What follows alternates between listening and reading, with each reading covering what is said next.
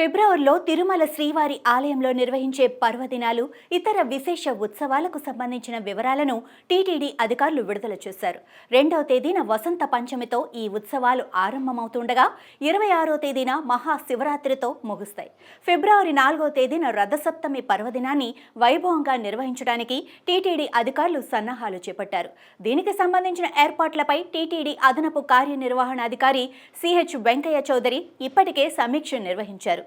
TTD వివిధ విభాగాల అధికారులు, విజిలెన్స్, సెక్యూరిటీ, పోలీసులతో సమన్వయం చేసుకుని ముందస్తు ఏర్పాట్లు చేయాలని ఆదేశించారు.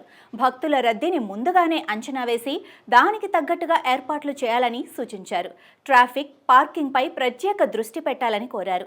సమగ్ర బందోబస్తుపై ముందస్తు ప్రణాళికలు రూపొందించాలని, ఘాట్ రోడ్డు వాహనాల రాకపోకలను ఎప్పటికప్పుడు పర్యవేక్షించాలని వెంకయ్య చౌదరి చెప్పారు. 5వ తేదీన భీష్మాష్టమి పర్వదినాన్ని శాస్త్రోక్తంగా నిర్వహించనుండగా 6న మధ్యనవమి, 8న భీష్మ ఏకాదశిని పురస్కరించుకొని స్వామివారికి విశేష ఉత్సవాలను జరపనున్నారు. 12న శ్రీరామకృష్ణ తీర్థ ముక్కోటి, అదే రోజున మాఘ పూర్ణిమ వేడుకలను చేపట్టనున్నారు. 24వ తేదీన సర్వ ఏకాదశి, 26న మహాశివరాత్రి పండుగను కన్నుల పండుగగా నిర్వహించేందుకు టీటీడీ ఏర్పాట్లు చేస్తోంది.